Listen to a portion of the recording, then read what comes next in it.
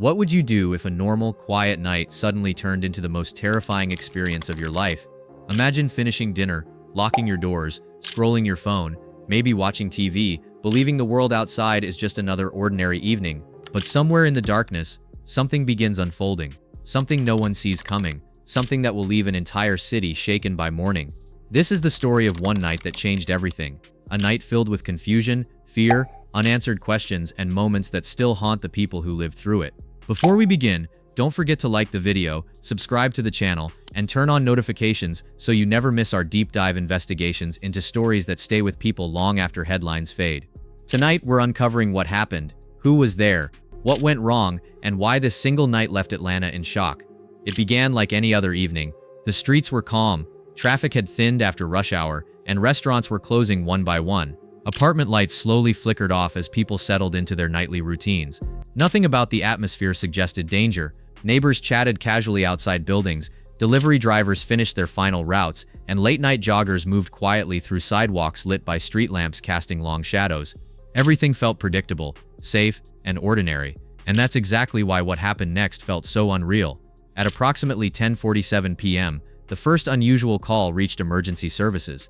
A resident reported hearing loud shouting, followed by what sounded like something crashing, metal striking concrete with force. The caller couldn't see what had happened, only that the noise was sudden, violent, and deeply unsettling. At first it seemed minor, possibly an argument, maybe a vehicle accident, but within minutes, more calls began pouring in. Different neighborhoods, different voices, the same fear. People described sudden screaming, running footsteps, doors slamming, alarms triggering, and something moving quickly through the streets. No one could clearly explain what they were seeing, but everyone agreed on one thing: something wasn't right. As emergency units began responding, reports became more chaotic. Witnesses described a figure running between parked cars. Others claimed they saw someone forcing their way into residential areas. Some insisted multiple individuals were involved. Descriptions didn't match. Locations didn't match. Timelines didn't match. But fear spread faster than facts. People began locking doors, shutting windows, and switching on porch lights across entire blocks as residents tried to understand what was happening outside. Social media posts appeared within minutes, warning others to stay inside. Rumors began forming before authorities even understood the situation themselves, and that's when panic truly began. At 11:12 p.m., everything escalated. Multiple emergency calls reported a violent confrontation near a residential intersection. Witnesses described shouting, then sudden silence, then someone running. When first responders arrived, they found clear signs of struggle, displaced objects, broken glass, and personal belongings scattered across the pavement, but there was no clear suspect and no immediate explanation. Within minutes, the area was sealed off. Emergency lights painted the streets in flashing red and blue. Officers moved quickly, searching nearby homes, scanning rooftops, checking vehicles, and canvassing the area. Something serious had happened, but no one yet knew exactly what. News spread rapidly, not through official statements but through fear itself. Residents reported searchlights sweeping across buildings. Sirens echoed across neighborhoods. Police vehicles blocked major streets. Helicopters circled overhead, their noise cutting through the night like a warning. Inside homes, families gathered behind curtains, watching but staying hidden. Parents checked locks repeatedly. Phones buzzed non-stop with messages asking if loved ones were safe. What was once an ordinary city had transformed into something tense, alert, and uncertain, and no one knew when it would end. Later accounts from witnesses revealed just how frightening the atmosphere became. One resident described hearing someone pounding on doors, not asking for help, but moving urgently, frantically, as if searching. Another reported seeing a shadow running across their backyard fence line. Someone else claimed they heard multiple voices shouting directions, but couldn't tell whether they belonged to civilians or responders. What made the situation worse was uncertainty. People didn't know whether they were witnessing danger or running from it. That confusion created pure psychological terror. Around midnight, the response intensified. Additional units arrived, search zones expanded, and officers moved methodically from street to street. Floodlights illuminated dark areas. Patrols moved through alleys and parking lots. Residents were asked to remain indoors. The goal was simple: locate whoever or whatever had caused the disturbance. But with every passing minute, the lack of clarity deepened the mystery. There was no confirmed suspect, no clear motive, and no single location where everything began. Just fragments of fear scattered across multiple neighborhoods. Between midnight and 2:30 a.m., tension reached its peak. Residents would later describe these hours as the most frightening part of the entire night, because nothing happened. No announcements, no confirmed updates, just silence, Occasionally broken by sirens or the distant thrum of helicopter blades, uncertainty became its own form of terror. People imagined worst-case scenarios. Some believed there was an attacker still moving. Others feared coordinated violence. Many simply didn't know what to believe. The unknown proved more frightening than any confirmed danger. Shortly before 3 a.m., officials confirmed they had located critical evidence connected to the earlier confrontation.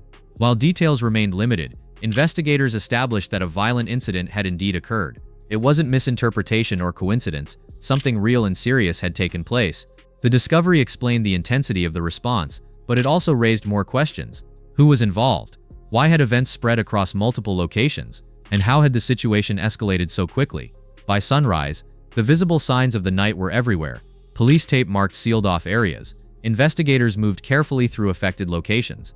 Residents stepped outside cautiously, speaking quietly and comparing what they had heard and seen. Some had barely slept, others hadn't slept at all. The city felt different, not physically changed, but emotionally altered. People realized how quickly normal life could transform into fear, and how powerless they felt when answers didn't come immediately. In the days that followed, conversations focused less on what happened and more on how it felt. Fear lingered. Even those not directly involved described anxiety walking alone at night. Normal sounds suddenly seemed suspicious. Silence felt heavy. Community meetings were held where residents shared experiences, many realizing their stories overlapped in strange ways. Different people had seen different pieces of the same night, but no one had seen the full picture. That realization unsettled everyone. Perhaps the most lasting impact wasn't physical damage but emotional memory. People remembered the sound of helicopters, the flashing lights, the uncertainty, and the waiting. Moments like that leave marks that don't fade quickly because fear experienced collectively becomes part of a city's identity. It becomes something people reference years later, the night everything changed. What made this event so disturbing wasn't just what happened but how it unfolded. There was no warning, no clear beginning, and no immediate explanation. Fear spread faster than information, and when people cannot understand danger, their minds create possibilities far worse than reality. That is why the night left such a deep impact. It revealed how fragile the sense of safety truly is. This story isn't just about one incident, it's about how quickly order can turn into chaos, how communities respond when information disappears, how fear spreads through uncertainty, and how deeply people are affected when control is suddenly lost. Safety is often invisible until it disappears, and when it does, even briefly, the memory stays. The night eventually ended. Investigations continued. Life resumed, but something had shifted. People who lived through those hours would always remember the sounds, the confusion, and the tension. The feeling that something terrible was unfolding just beyond their view. Not every frightening moment becomes history, but some nights leave a permanent imprint. This was one of them. If this story gave you chills, or made you think about how fragile normal life can be, don't forget to like this video, subscribe to the channel, and turn on notifications for more deep investigations into the stories that leave entire communities shaken. And tell us, what do you think is more frightening, real danger, or not knowing what the danger is? Thank you for watching, and we'll see you in the next deep dive.